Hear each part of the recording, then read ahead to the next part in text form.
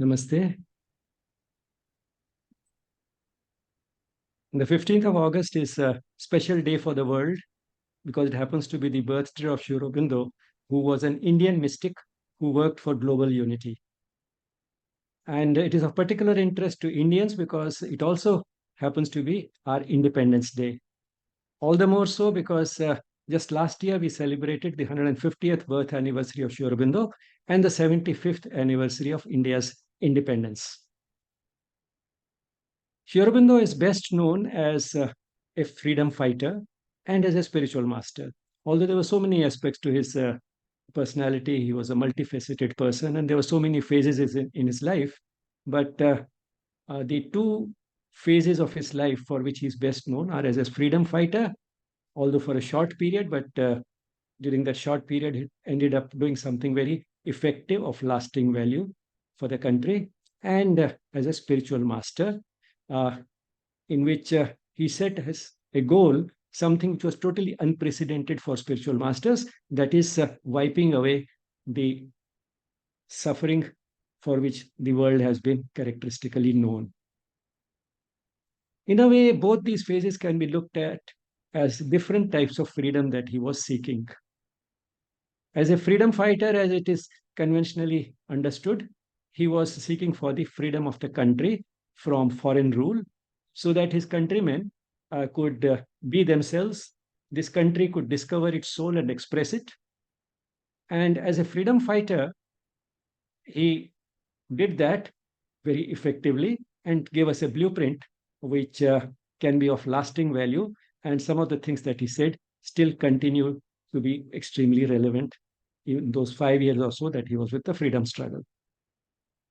As a spiritual master, he was seeking a wider version of freedom, freedom for the human race, freedom from misery and suffering. And this is something which was totally unprecedented.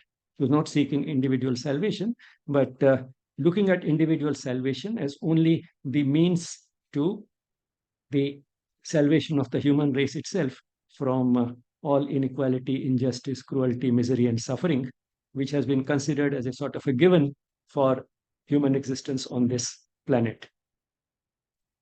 Now, let me turn to one of Aditi. Let me turn to one of your favorite insights on freedom. Uh, Being a young person, you observe so many young people, and it is quite trendy these days to say that, well, I have the freedom to dress as I like, to eat what I like, to say what I like. And you have shared with me that beautiful insight that when they are asking for that, in fact, they are not really seeking freedom. They are just asking for permission to be a slave to their senses. Would you like to elaborate on that?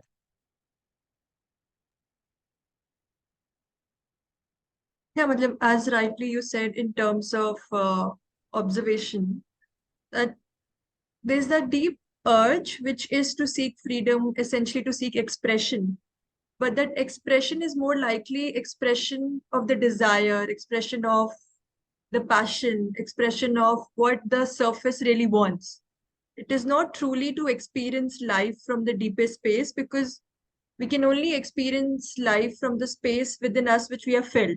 So if we have not really gone deep, if we have really not spent that time to contemplate on, to reflect on who am I in terms of not just the philosophical understanding, but what are like really my needs? Does that freedom mean that if the other person is going out at a certain point, I also want to go out at a certain point, at a certain time or a certain place? Does freedom means copying other people? Does freedom mean just walking the path like other people, just following the trend mindlessly? So if we are really seeking freedom, the true aspect is what do I want to do? And are the circumstances around me favorable for me to express my deeper truth? But before even realizing, before really understanding that what I want, I just want to express other people's truth.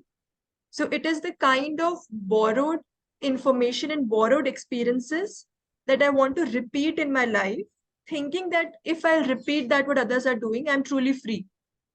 But essentially, what is happening deeper to my own being is I'm trapping myself more and more into how to be like the other or how to please the other.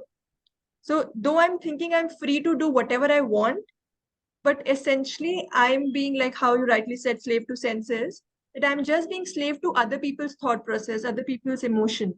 So I'm losing myself in the illusion of freedom. So how can we really claim that freedom to say that, yes, this is what I want, I can do it, but this is what I don't want and I don't want to do it. So reclaiming my freedom will only come in its true sense when I know what is to be done and not just work on the borrowed information or the overloaded sense of information which we have from the world right now.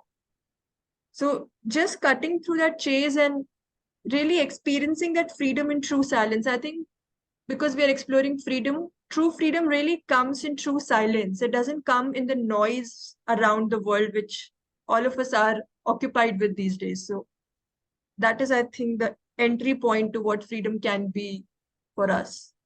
Yeah. Yes, exactly. Uh, when we think of freedom, we have to think of who is it that wants to be free? Freedom for whom?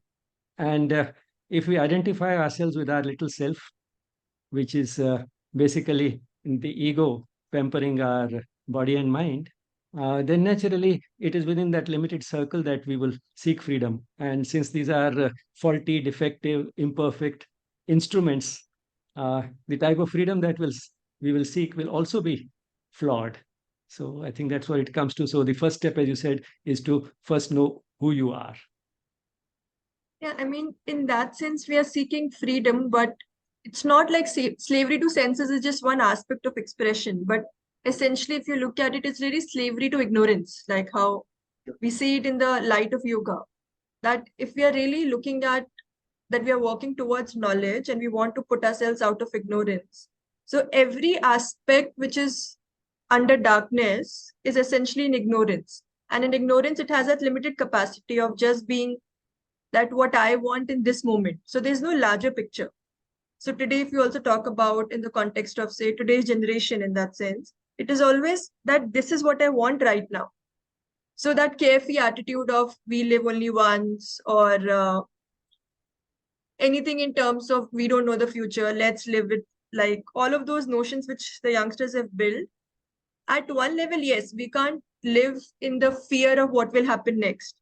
But we can also not just be so carefree that I don't have that sense of direction.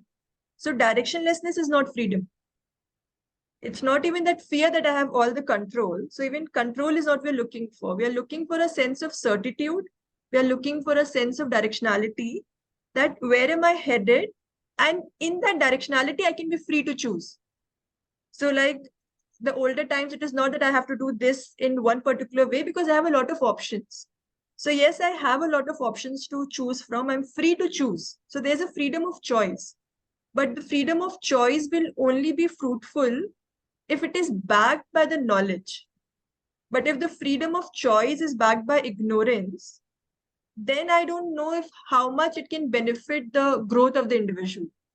So if we just look at one level that, oh, see, I have a freedom to choose, but it is not backed by the knowledge, then it has no value in that sense, because then I can choose what is required immediately to satisfy my senses, that immediate quick possession, like how we talk about, say, clutches of the lower forces. So the clutches of the lower forces will be very much prominent if the freedom of choice is not based on knowledge. But if it is really based on knowledge, then I'm free from that pull of the lower. And once I'm free from the pull of the lower, I can aspire for the higher, and I can bring it down and just purify the lower also. So we are also not in that position of claiming that everything is wrong, we should not indulge in senses. Like how in integral yoga, that is our prime base, that we are not rejecting, saying that, oh, that is bad. We are aspiring to purify it. But if in the process of purification, we will identify with it, then we'll become its slave. But when we keep offering that to the higher, that, okay, these are the desires, these are the passions, this is what I want to do. But I wanted to transform so that it aids to my growth. So when the purpose is fixed in terms of that this is where I want to reach, then I can navigate through that in freedom. So the goal is set, I'm free to choose through which path do I want to reach. But if I want freedom in choosing the goal every time changing the goal, then where will I land? So it's a mix of certitude and a sense of exploration, but kind of guarded in, say, in mother's lap or in mother's grace. If we are looking at from the lens of integral yoga, that yes, I'm held, I'm guided, I'm walking. Now the freedom is to explore my own nature. So for that, I don't have those criteria that do this, do that. So there are no do's and don'ts in terms of, say, integral yoga, but there's a wider roadmap that this is the context, this is what you need to do. So like even when I'm talking, there's that visual that this is your space, go explore, but that space is really held. So the more I feel closer to being held, the more freedom I experience to go within. And the more freedom I experience to go within, that freedom also reflects in my expression in the world. So the free expression rooted in the inner being, because the inner being is connected to the universal.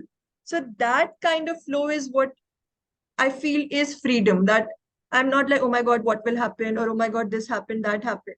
So I'm not getting caught up into the transactional nature of the world, but I'm free from that and I can experience. So I'm not devoiding myself of experience, but I'm experiencing the world in freedom because I'm connected with it.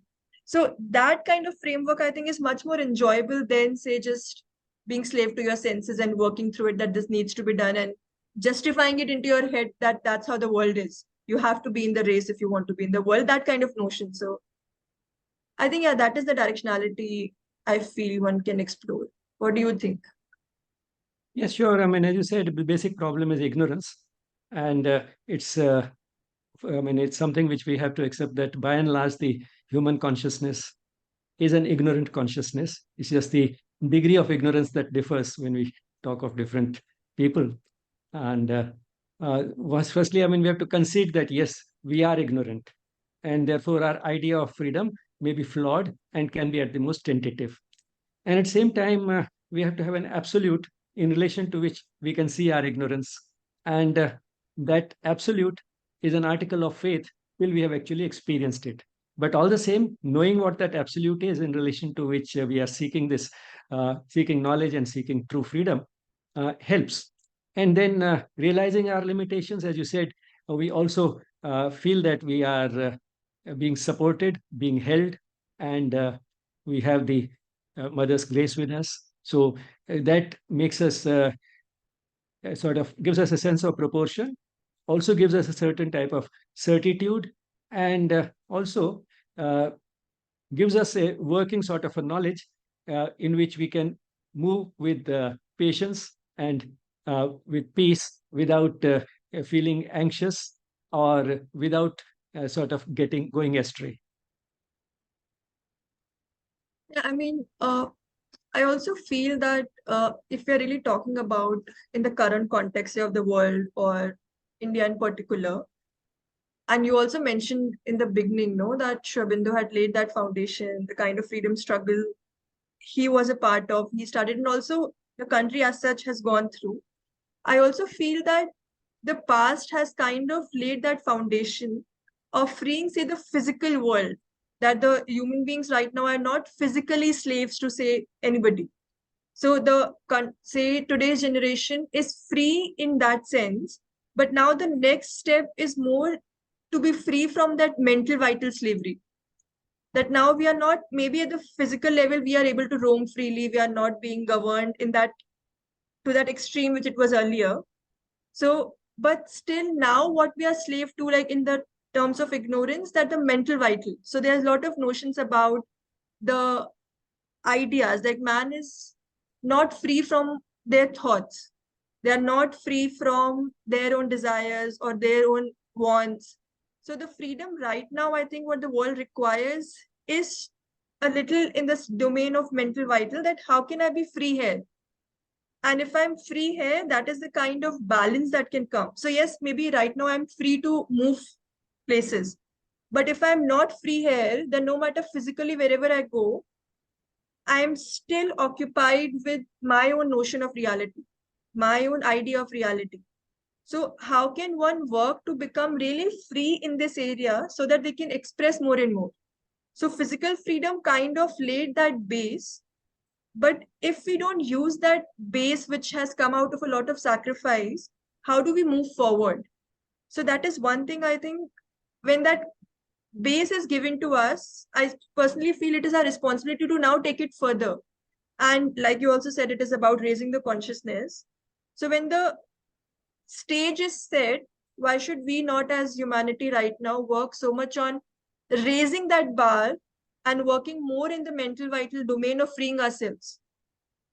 And when our basics are taken care of, why are we again pulling ourselves down? So instead of pulling ourselves down, can we rise up and work towards freeing and changing our thoughts, exploring our thoughts, and making much more wider as an exploration? And also, because when you were saying, I was reminded of when Shrabindo speaks about, or say Swadharma, when we talk about that one needs to know what they want to do in their life. It is also like somewhere he has said, no, it's like when you find your Swadharma, when you know what is your contribution in the world. So in that freedom of relationship of you with your own self is when that sense of control can come. You can be your own master because you are aligned with the universal force. And once you become your own master, that is when you can say, become master of the universe. So, how does it start with just aligning yourself again and again? And then once you can, like, it's not really self rule in that sense, but more self aware. And it's only when I'm self aware that whatever is coming out and what am I interacting with the world, so I can become master of my environment. But the trick or the error which comes today is that we immediately want to master the other. We want to master the other people. We want to master the environment. We just want to control everything outside, thinking that once I'm able to control outside, I'm free to do whatever I want. But if I have that inner control, that is when actually freedom comes. So freedom doesn't come from controlling the other and saying that that's kind of vital satisfaction. Know that whatever I'm saying, the other person is doing. But whatever I'm saying, if I'm saying in freedom, it will naturally express itself. So how to shift that identity, how to shift that base of really the lens to see that the real control is really established within. And it is also not that control bordering suppression, but it is that control which is bordering refinement, purification, which is a natural process. And keep on at least having that sense that it is connected to that universal. So anything that control is coming from there, it is not going like this, it is going like that. So I think now when I'm talking to you also, it is freedom and you should feel free. And freedom in itself means expansion. If freedom is making you narrow, then it's not freedom. So even for everybody, we can have that self check that if I'm doing anything which I feel or I think it's freedom, but my being is getting like this, then it's not real freedom. Real freedom comes with that lightness of the being and the expansion of the being, which can only happen when we are established in truth. So, yeah, I think it's a good time to pause and let you share what you think because I really feel a lot more expansive right now. So, yeah, what are your thoughts? Yes, yes, I think you were just feeling what you were saying, and that's what makes your expression so genuine and sincere. Uh, so before we think of controlling anybody else or mastering anybody else, we have to first control ourselves and control ourselves in the sense that realize our own ignorance and our limitations, and at the same time know in which direction we will seek a wider sort of identity and work in that direction. And that requires, firstly, having the confidence that yes, I can do it and go in that direction. And another type of slavery that comes in sometimes is not because of our own thoughts and feelings, but also because of the social environment in which one lives. And so, with this confidence, when you are aligned with the truth or the highest, uh, is that you also acquire the courage to differ. So, we require that confidence that I can do it, the courage to differ, and stand up for the truth if necessary. That is what I think true freedom is about. Not sort of just a knee jerk reaction that as a teenager, it is sort of natural to be rebellious, so let me rebel. Yeah, I think I'm reminded of that famous dialogue, no, with true freedom comes great responsibility, something on those lines. So responsibility not just of your action, but if you are going a little more deeper, your responsibility of action comes from your responsibility of intentions. So the more you become aware of your inner landscape, the more you become aware of the intention, the more you are capable to take responsibility of your actions and not taking responsibility of actions after the action. So if you do something wrong or commit some mistake, and I was like, yes, that's what I have done it. So yes, that is good taking responsibility. But if you take responsibility before acting, your actions will get more refined.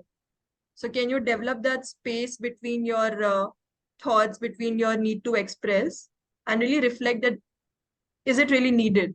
So can you ask yourself, can you step back before creating anything in the world? So the creation is more true or more refiner. And I would just like to offer just one more thought that since we're talking about this in the context of integral yoga, in that sense of inner work, something like we all know what integral yoga is, it's not something new, but somehow recently it struck me that Shobindu has spoken so much about inner work and inner self development to connect with the one, to connect with the universal. So I think the general understanding of yoga becomes to connect with the universal. And that is what every school speaks about. But the emphasis on self development, self work as a base to connect with the higher, that makes all the difference because it's like the sense of preparation is so solid that the oneness will be inevitable. So that can also be like a teaching that our focus is the work which we do. The goal is there.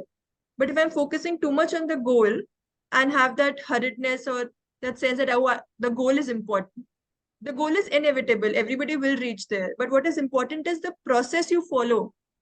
And in that process, because we're talking about from the sense of freedom, to follow the process in true freedom really comes that sense of how sincere you are.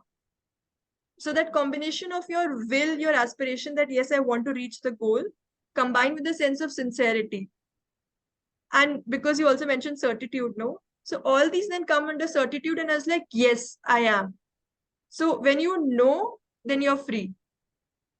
So that kind of, I think we should always be mindful of. Yeah, I think that can be my closing thoughts, and then you can share. Well, that need not be your closing thoughts. I was just thinking of uh, something that Viktor Frankl said when he was in the concentration camp. Uh, he said that uh, I can always refuse to be miserable. That is one freedom nobody can take away from me. So, uh, how would you view that type of freedom which one can experience in under those dire conditions, even in a concentration camp? Uh, how does it sort of reconcile or actually coincide with the type of true freedom that we have been talking about?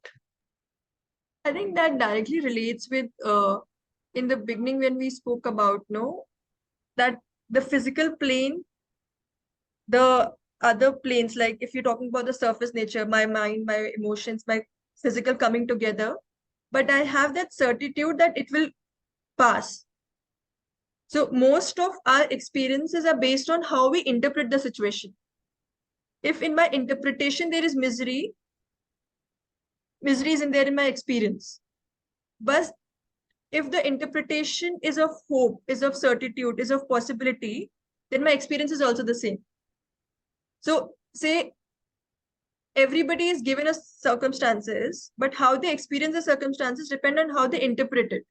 And their interpretation depends on their own perception, their own idea of reality, their own conception of who they are and how things should be.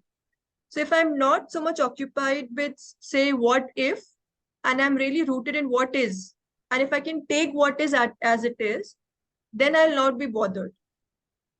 So, and in extreme physical considerations like what you just mentioned, it is really that hope and certitude that yes, it will sail through. But if you identify deeply with what is happening and you immediately come into that self pity zone or in that zone of hopelessness, then it is difficult to overcome that. So, to reclaim that, because all human beings have that power, to reclaim that power that how I feel depends on how I want to feel.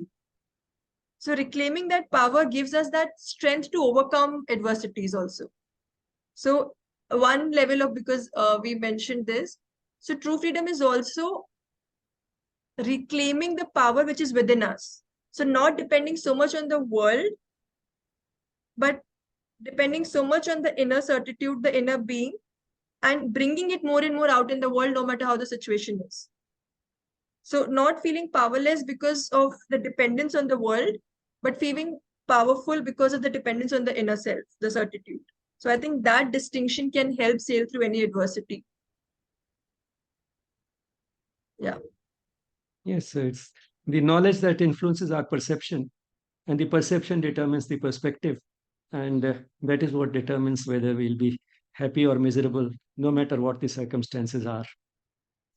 And uh, of course, I mean, we are ignorant, and therefore, to say that our perception should be based entirely on total knowledge may be itself a presumptuous statement. But all the same, at a certain mental level, we can have that knowledge. And it's only when we start applying it to real situations that we can move from that tentative knowledge based on faith rather than experience towards experience. And certainly, I mean, if we have that knowledge and try to, even in those difficult conditions, try to align ourselves with our deepest self, which is our divine essence, then it's possible to not feel miserable, because if that is what truly I am, that is one part of me which is never miserable. And not only it's not miserable, it doesn't want anything because it has everything. So that's how we can overcome all our dependence on having something, on having a certain type of circumstances. And that's what gives us that freedom once we are aligned with that in us, that part of our being, which is our true being, and which is always free, never miserable, never wanting anything, never dependent on anything or anybody for happiness. That is what true freedom is about.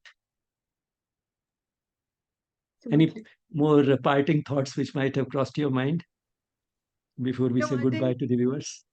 I am more stuck with the idea of expansion and narrowness, like as a quick tool that anything, if and I'm in that situation where I feel narrow, which means that that is not freedom. But if I'm feeling a sense of expansion, it is freedom.